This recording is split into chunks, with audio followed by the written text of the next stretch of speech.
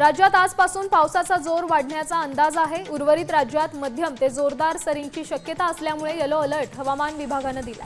दक्षिण मध्य महाराष्ट्र मराठवाड्यात मुसळधारेची शक्यता असल्यामुळे ऑरेंज अलर्ट देण्यात आला।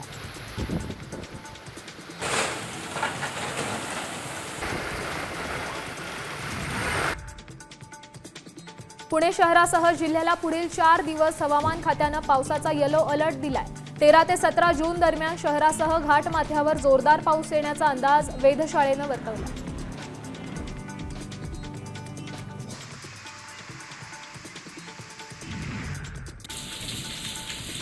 अहिल्यानगर जिल्ह्यात पावसाचं जोरदार पुनरागमन झालंय। कोपरगाव, राहाता, संगमनेर, श्रीरामपूर, राहुरी, अकोले तालुक्यासह सर्वदूर पावसाची हजेरी पाहायला मिळाली।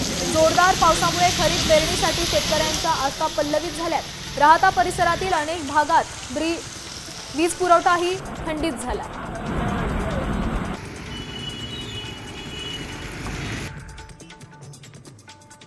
सांगलीच्या मिरज तालुक्यात ढबळीत वीज पडून शेतकऱ्याचा दुर्दैवी मृत्यू झालाय। म्हैसाळ रस्ता गुंडवडे मळा शेतातून येत असताना ही घटना घडली।